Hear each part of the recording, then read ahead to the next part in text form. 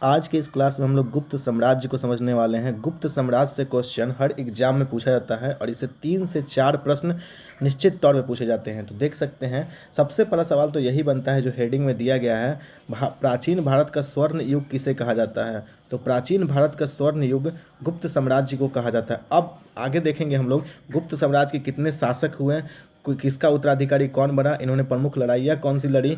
तो ये सब हम लोग समझने वाले हैं, जिसमें हम लोग कंप्लीट कॉन्सेप्ट समझेंगे, शॉर्टकट समझेंगे, प्रीवियस ईयर एमसीक्यू क्वेश्चन को भी हम लोग सॉल्व करने वाले हैं गुप्त साम्राज्य के अंतर्गत। तो चलिए शुरू करते हैं।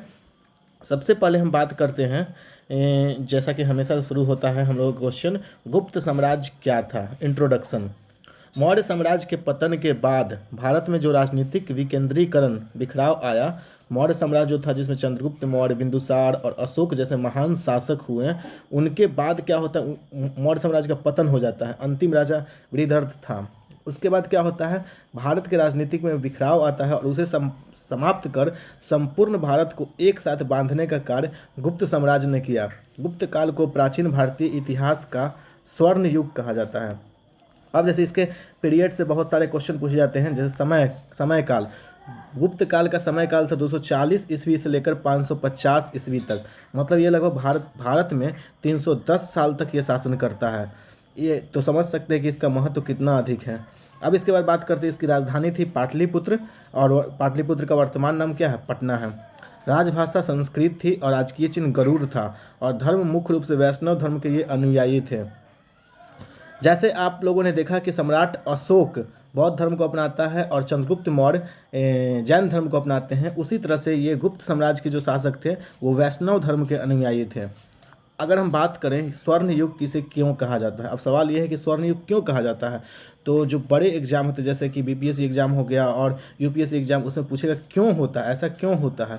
तो इस काल में कला, साहित्य, विज्ञान, गणित और वास्तुकला में बहुत ही ज़्यादा विकास हुआ। जैसे अब जिस पीरियड में अभी जो सरकार चल रहा है, अभी आप देख सकते हैं मोदी सरकार चल रहा है, तो इस मोदी सरकार के समय बहुत सारे काम हुए हैं अभी देश में।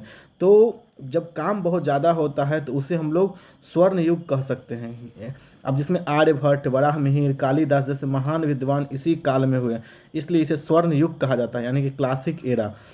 अब बात करते हैं गुप्त वंश के प्रमुख शासकों की। जो सबसे पहला शासक था श्रीगुप्त, जो इस वंश का संस्थापक था। तो संस्थापक से तो क्वेश्चन पूछा ही जाता है। अब संस्थापक जो श्रीगुप्त थे, इनका शासनकाल था 240 से 280 ईस्वी तक। 40 साल तक ये शासन करते हैं। समझ सकते हैं आप इनका महत्व कितना ज़्यादा है। और इन्हें कहा जाता है गुप्त साम्राज्य का संस्थापक और इन्होंने महाराज की उपाधि धारण की। इसके बाद इसका उत्तराधिकारी होता है घटोत्कच, 280 से लेकर 319 ईस्वी तक। और घटोत्कच जो था श्रीगुप्त का पुत्र था और इसने भी महाराज की उपाधि धारी की। लेकिन जो इसके बाद के शासक होता है वो एक स्टेप और आगे बढ़ जाता है, जैसे चंद्रगुप्त मौर्य, जिससे बहुत ही ज़्यादा क्वेश्चन पूछे जाते हैं एग्जाम में। और इसका शासनकाल था 319 से लेकर 335 ईस्वी तक, जिसे गुप्त साम्राज्य का वास्तविक संस्थापक कहा जाता है। एक क्वेश्चन ये भी बनता है, गुप्त साम्राज्य का वास्तविक संस्थापक कौन था। तो गुप्त साम्राज्य का वास्तविक संस्थापक चंद्रगुप्त प्रथम था। उस समय आप श्रीगुप्त पर टिक लगाएंगे तो आपका उत्तर गलत हो सकता है। अब ये एक स्टेप आगे कैसे बढ़ा, जैसा कि मैंने पहले बताया, तो इन्होंने महाराज की उपाधि धारण की, तो ये महाराजा धीराज की उपाधि धारण कर लिया और गुप्त संबंध चलाया था इसने। अब बात करते समुद्रगुप्त। समुद्रगुप्त जिसे भारत का नेपोलियन कहा जाता है, 335 से 380 ईस्वी तक ये शासन करता है और ये भारत के जितने भी राजा थे सबको ये हराता है। मतलब ये उत्तर भारत के 9 राजा को हराता है और दक्षिण भारत के 12 राजा को हराता है। अब ये कभी भी लड़ाई हारा नहीं। इसके पास कैपेसिटी इतना था कि ये किसी भी शासक को पराजित करने की क्षमता रखता था और सबको ये हराया, किसी भी युद्ध में हारा नहीं। और जब युद्ध में नहीं हारा तो इसका नाम भारत का नेपोलियन कहा जाता है। ये क्वेश्चन बहुत ज़्यादा पूछा था। साथ ही साथ इसका एक खासियत था, ये कवियों को ज़्यादा प्रश्रय देता था, अपने दरबार में बुलाता था, तो इसलिए इसे कवि राज भी कहा जाता है। इसे ये कविता का शौकीन था समुद्रगुप्त। अब बात करते समुद्रगुप्त का उत्तराधिकारी कौन हुआ। तो समुद्रगुप्त का उत्तराधिकारी बनता है चंद्रगुप्त द्वितीय, जिसे हम लोग विक्रमादित्य के नाम से जानते हैं। और इतिहास में अभी तक कुल 14 विक्रमादित्य हुए हैं, ये आपको याद रखना है। 14 विक्रमादित्य अभी तक हुए। कैलेंडर आप लोग देखते हो जिसमें विक्रम संवत चलता है, तो यही विक्रमादित्य के नाम पर ही चलता है, चंद्रगुप्त द्वितीय के नाम पे। अब बात करते हैं इनका शासनकाल कितना था। तो 380 से लेकर 415 ईस्वी तक चंद्रगुप्त द्वितीय शासन करते हैं और शकों का ये नाश करते हैं। इनके दरबार में भी 9 रत्न था। आपको पता होगा कि अकबर के दरबार में भी 9 रत्न था, इसी तरह से चंद्रगुप्त द्वितीय के दरबार में 9 रत्न था। या फिर हम ये कह सकते हैं कि चंद्रगुप्त द्वितीय के दरबार में 9 रत्न था तो अकबर के दरबार में भी 9 रत्न था, क्योंकि चंद्रगुप्त द्वितीय बहुत पहले के शासक हुए, अकबर से बहुत पहले। अब बात करते हैं इनके शासनकाल में ही फाहियान भारत आया था।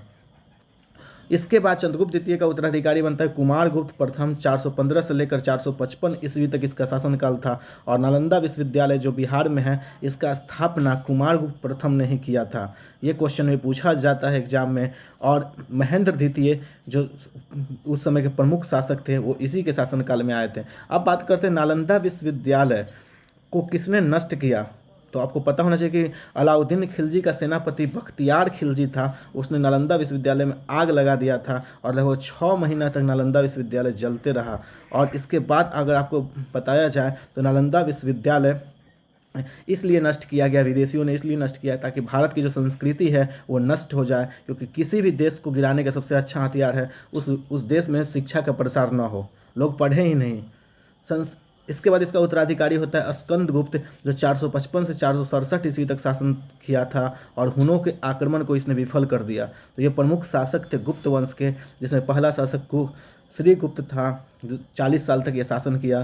फिर उसका उत्तराधिकारी घटोत्कच था। फिर चंद्रगुप्त प्रथम आते हैं, जो वास्तविक संस्थापक माने जाते हैं। समुद्रगुप्त जो कभी लड़ाई हारा ही नहीं, जिसे भारत का नेपोलियन कहा जाता है।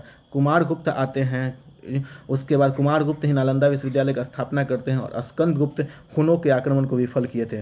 भारत में जो आक्रमण की शुरुआत है काफ़ी पहले से हो रही है, विदेशी बहुत पहले से भारत में आक्रमण कर रहे हैं। आपने देखा हुआ कि महमूद गजनवी, मोहम्मद गौरी जैसे कितने सारे मुस्लिम आक्रांता भारत में आक्रमण करते हैं। लेकिन क्या इससे पहले भारत में आक्रमण नहीं हुआ था? इससे पहले भी ये विदेशी लोग आक्रमण किए थे और उस समय हुन आक्रमण किया था, तो स्कंदगुप्त हुनों को पराजित करके भारत से भगाए थे। आपको याद होगा कि सिकंदर भी भारत आके वापस गया था और सिकंदर को हराए थे चंद्रगुप्त मौर्य। अब बात करते हैं श्रीगुप्त और चंद्रगुप्त प्रथम की। अब हम लोग बारी बारी से शासकों को देखेंगे। तो सबसे पहले शासक हमारे हैं श्रीगुप्त। गुप्त वंश की स्थापना श्रीगुप्त ने किया था और इन्होंने महाराज की उपाधि धारण की, जो दर्शाता है कि वे कुषाणों के सामंत थे। श्रीगुप्त का उत्तराधिकारी चंद्रगुप्त प्रथम बनता है और इन्हें गुप्त साम्राज्य का वास्तविक संस्थापक कहा जाता है। और इन्होंने महाराजा धीराज की उपाधि धारण की। पहले भी बताया गया आपको कि वो लोग महाराज की उपाधि धारण करते, तो ये एक स्टेप आगे चल जाता है और ये महाराजा धीराज की उपाधि धारण कर लेता है। और ये लिच्छवी राजकुमारी, लिच्छवी यानी वैशाली की राजकुमारी कुमार देवी से ये शादी करता है, जिससे इनकी राजनीतिक शक्ति बहुत ज़्यादा बढ़ जाता है। और गुप्त संबंध का शुरुआत अपने राज्यरोहण के उपलक्ष्य में इन्होंने गुप्त संबंध की शुरुआत की थी। अब परीक्षा में डायरेक्ट क्वेश्चन पूछा जाता है। कैसे क्वेश्चन पूछेगा आपसे डायरेक्ट? गुप्त संबंध को किसने शुरू किया? 4 ऑप्शन दे देगा, चंद्रगुप्त प्रथम, चंद्रगुप्त द्वितीय, समुद्रगुप्त और कुमारगुप्त। तो सही उत्तर होगा चंद्रगुप्त प्रथम। 319 ईस्वी में इसने गुप्त संबंध की स्थापना की। अब बात करते हैं समुद्रगुप्त की। तो समुद्रगुप्त का शासनकाल था 335 से लेकर 380 ईस्वी तक। 45 साल तक ये शासन करता है, जो कभी लड़ाई हारा ही नहीं। समुद्रगुप्त प्राचीन भारत के सबसे महान सैन्य कमांडरों में से एक थे। इनके विजय अभियानों के कारण इतिहासकार विंसेंट स्मिथ इन्हें भारत का नेपोलियन कहते हैं। अब अगर बात की जाए समुद्रगुप्त की प्रमुख विजय नीतियाँ, तो उत्तर भारत यानी कि आर्यावर्त के 9 शासकों को हराता है और उनके राज्य को अपने राज्य में मिला लेता है। और समुद्रगुप्त का शक्ति जो है बहुत ज़्यादा बढ़ जाता है। अगर दक्षिण भारत की बात की जाए तो ये 12 शासक को हराता है और उसके बाद उनका राज्य को वापस कर देता है। और इनकी दूरदर्शिता ये थी कि क्योंकि उत्तर से दक्षिण तक सीधा नियंत्रण रखना कठिन था, तो ये क्या करते हैं कि वहाँ के जो राजा थे उनको ही राज्य वापस कर देता है और उनको बोलता है कि कुछ टैक्स आप हमको बदले में दीजिएगा, शासन आप चलाइए लेकिन टैक्स हमें दीजिएगा। अब बात करते हैं प्रयाग प्रशस्ति यानी कि इलाहाबाद स्तंभ लेख की। तो समुद्रगुप्त के दरबारी कवि जो हरिसेन थे, संस्कृत में प्रयाग प्रशस्ति का रचना करता है और यह लेख अशोक के इलाहाबाद स्तंभ पर ही उत्कीर्ण है। समुद्रगुप्त की विजय का विस्तृत विवरण इसमें दिया गया है। अब आपको बता दें तो समुद्रगुप्त को बीना बजाने का बहुत शौक था। ये ऐसा व्यक्ति था कि लोगों को बोलता था कि लाओ मुझे बीना दो, मैं बीना बजाऊंगा। संगीत का बहुत शौक था, गाना बहुत ज़्यादा सुनता था ये। उनके सिक्के पर बीना बजाते हुए इन्हें दिखाया गया है और इनकी उपाधि थी कविराज, अश्वमेध पराक्रम, लिच्छवियों का नाती। अब अगर हम बात करें, अब लिच्छवियों का नाती क्यों कहा गया? क्योंकि इसके पिता जो थे वो लिच्छवी में शादी किए थे, तो ये इसे लिच्छवियों का नाती कहा जाता है। चंद्रगुप्त द्वितीय यानी कि विक्रमादित्य की अगर बात करें तो समुद्रगुप्त के बाद रामगुप्त जो बहुत ही कमज़ोर शासक था, ये दिन रात इधर उधर विलासिता का जीवन जी रहा था, और जिसे हटाकर उसका भाई चंद्रगुप्त द्वितीय शासक बनता है, और इनका काल गुप्त साम्राज्य के पीक स्टेज पर माना जाता है।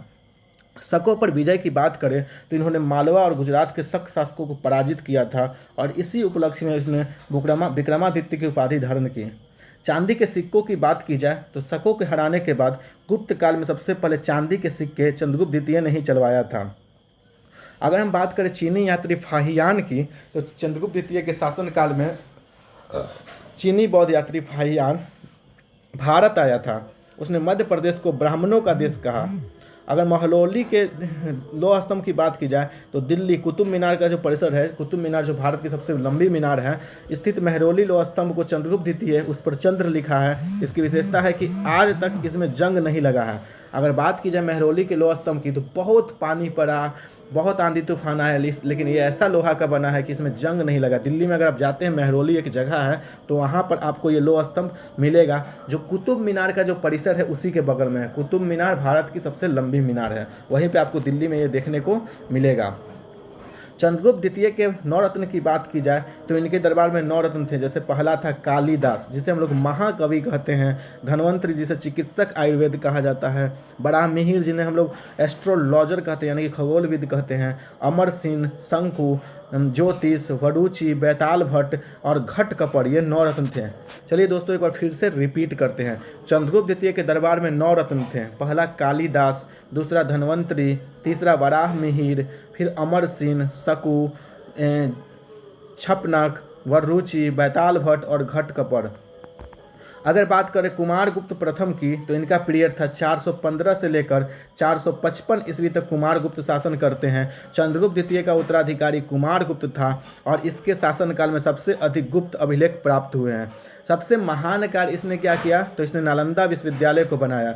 यह बौद्ध धर्म की शिक्षा का सबसे बड़ा केंद्र था, जिसे ऑक्सफोर्ड ऑफ महायान कहा जाता है। मयूर शैली के सिक्कों की बात की जाए तो ये चलवाया था इसने। अगर हम बात करें नेक्स्ट जो हमारा शासक है स्कंदगुप्त, स्कंदगुप्त का शासनकाल 455 से लेकर 467 ईस्वी तक था और स्कंदगुप्त के समय हुनों का आक्रमण हुआ था। आपको मैंने पहले ही बताया था कि स्कंदगुप्त ने क्या किया कि हुनों को पराजित किया और भारत से भगाया था। स्कंदगुप्त उसे ऐसा पराजित किया कि फिर दोबारा भारत में कभी नहीं आया। सुदर्शन झील के जीर्णोद्धार का श्रेय इसी को जाता है। गुजरात का एक जगह है सौराष्ट्र जो बहुत ही ज़्यादा प्रसिद्ध है, जहाँ पे स्थित सुदर्शन झील को चंद्रगुप्त मौर्य ने जिसे बनवाया था का पुनरुद्धार करवाया और स्कंदगुप्त के गवर्नर पर्णदत्त के पुत्र चक्रपालित ने करवाया था। अब इसके बाद हम बात करेंगे गुप्त प्रशासन की। तो गुप्त प्रशासन की अगर हम बात करें तो गुप्त काल में शासन का स्वरूप राजतंत्रात्मक था, लेकिन मौर्यों की तरह अत्यधिक केंद्रीकृत नहीं था। इसमें सामंतवादी तत्व दिखाई पड़ते हैं। अगर साम्राज्य विभाजन की बात करें जो परीक्षा में अक्सर पूछा जाता है तो इसे याद करने का ट्रिक है देश, भुक्ति, विषय, विधि और ग्राम। इस तरह से साम्राज्य विभाजित है। अगर अभी आपसे पूछा जाए साम्राज्य किस तरह से विभाजित है तो आप कहेंगे सबसे छोटा होता है गांव, गांव से बड़ा क्या होता है ब्लॉक यानी कि प्रखंड, उससे बड़ा क्या होता है जिला, जिला से बड़ा होता है राज्य और फिर होता है देश। उसी तरह से उस समय बात की जाए तो देश, भुक्ति, विषय, विधि और ग्राम में यह विभाजित था। अगर हम बात करें देश की तो देश का आधुनिक स्वरूप जो है वह साम्राज्य है और प्रशासक या अधिकारी का नाम था राजा। उसके बाद भुक्ति की बात की जाए तो ये प्रांत है और प्रशासक का नाम उपरिक है। विषय की बात की जाए तो जिला है और इसके जो प्रशासक थे विषयपति थे। ग्राम की बात की जाए तो गांव और प्रशासक थे ग्रामिक।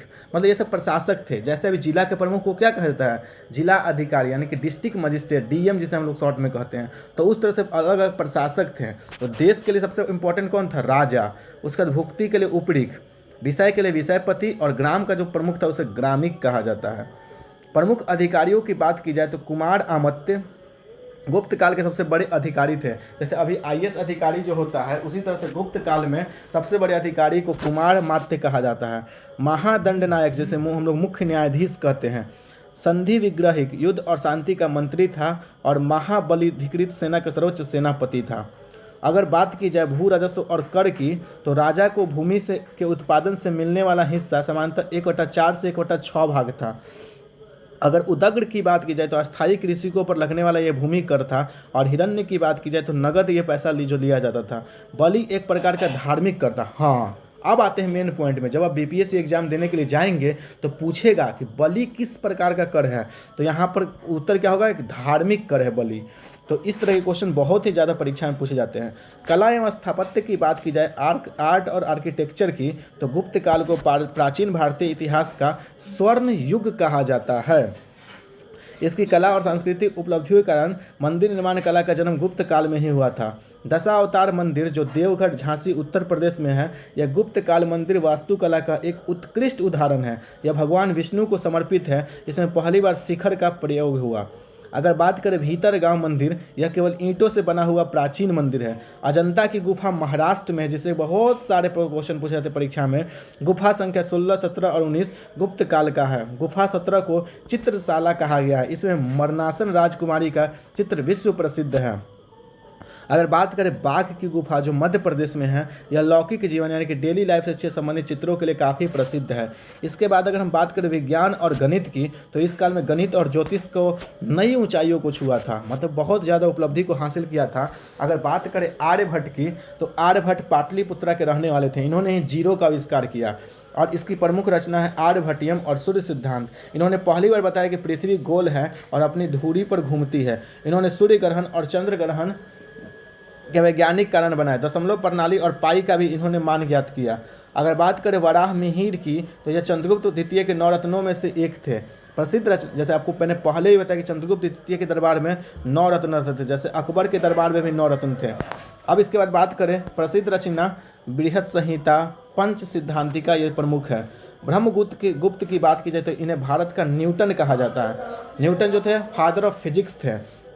इन्होंने न्यूटन से सदियों पहले गुरुत्वाकर्षण के सिद्धांत का कल्पना किया था। अगर इसी तरह से बात की जाए तो शल्य चिकित्सा के जनक थे सुश्रुत और धन्वंतरी। नेक्स्ट अगर हम बात करें आगे जो दिया गया है, तो आगे हमारा है गुप्तकालीन साहित्य की बात हम करेंगे। तो संस्कृत साहित्य का यह सबसे सुनहरा दौर था। इस समय की रचनाओं से एसएससी और रेलवे में बहुत प्रश्न पूछे जाते हैं। कालिदास की बात करें तो इसके प्रमुख रचना है अभिज्ञान शाकुंतलम, मेघदूतम, कुम्हार संभव, मालविका अग्निमित्रम और रघुवंशम। ये प्रमुख रचना कालिदास की है। इसके बाद बात करें तो कालिदास को भारत का शेक्सपियर कहा जाता है। जैसे भारत का नेपोलियन समुद्रगुप्त को कहा जाता है, उसी तरह से कालिदास को भारत का शेक्सपियर कहा जाता है। अभिज्ञान शाकुंतलम यूरोपीय भाषा में अनुवादित प्रथम भारतीय रचना है। विशाख दत्त की अगर बात की जाए तो इन्होंने मुद्रा राक्षस पुस्तक को लिखा था। मुद्रा राक्षस में चंद्रगुप्त मौर्य का वर्णन है।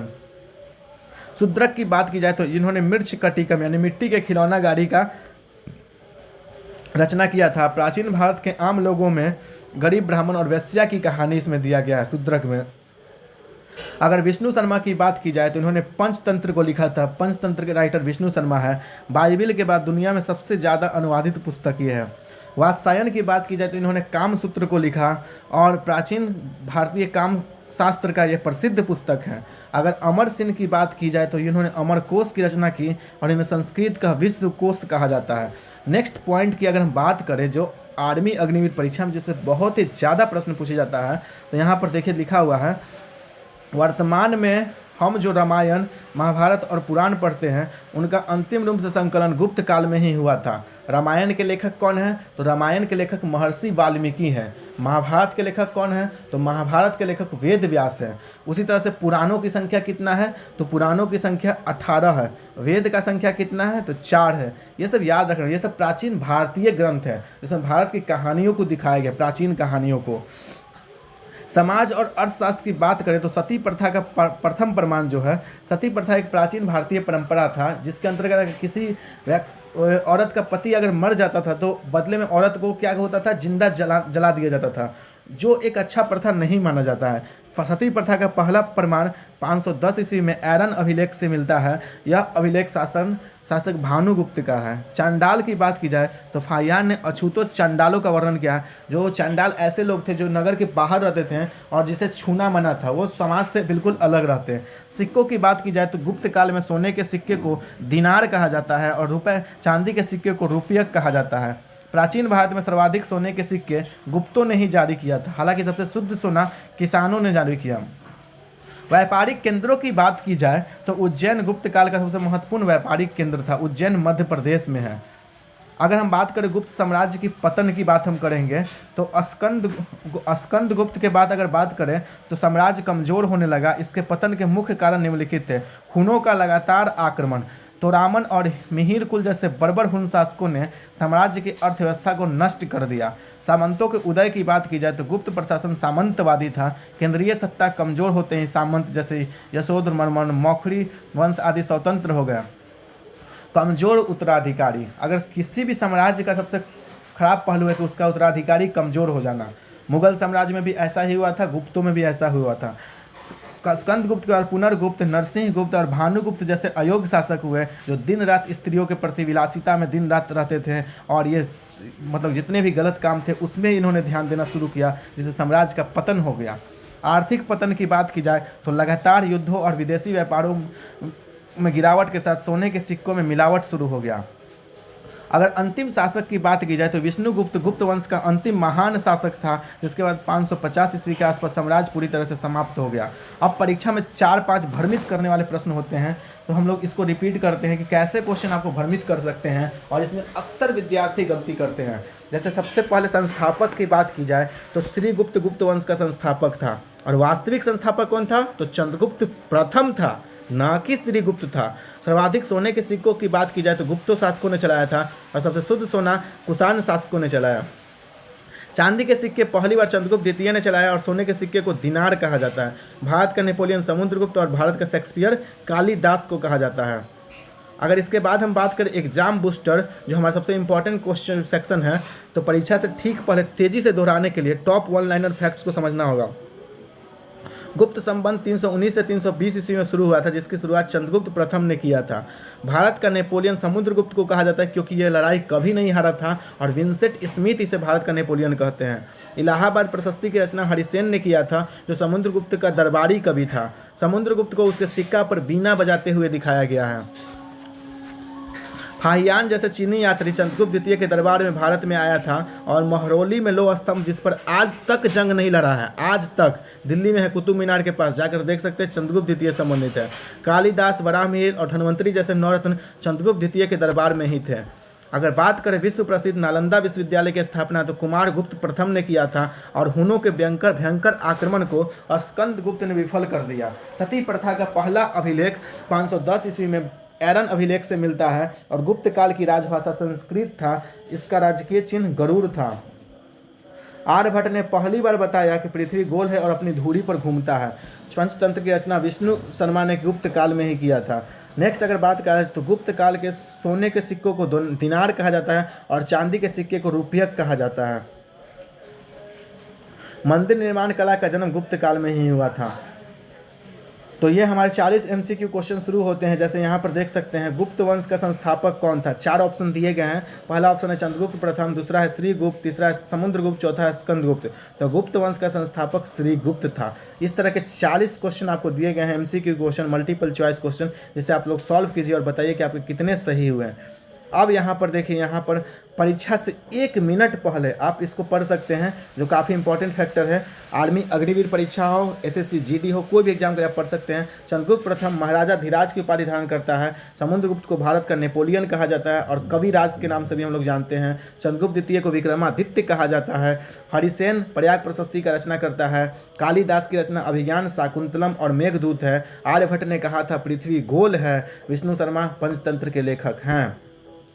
प्रशासन की बात की जाए तो भुक्ति, विषय और ग्राम में प्रशासन विभाजित था। स्वर्ण सिक्के को दिनार कहा जाता है, रजत सिक्के को रुपयक कहा जाता है, और राजकीय चिन्ह गरुड़ था। अगर बात करें प्रयाग प्रशस्ति तो समुद्रगुप्त के द्वारा ये बनाया गया है। एरन अभिलेख भानुगुप्त के द्वारा है, जिसमें सती प्रथा का उल्लेख सबसे पहले मिलता है, और महरौली स्तंभ चंद्रगुप्त द्वितीय के समय था। अब आपके लिए एक इम्पॉर्टेंट लाइन, विजयी भव, और यह नोट्स आपकी गति, सटीकता और रिटेंशन बढ़ाने के उद्देश्य से तैयार किया गया है। अगर आपको इसका PDF चाहिए तो आपको ग्रुप में मिल सकता है। मिलते हैं अगले वीडियो में, तब तक के लिए जय हिंद।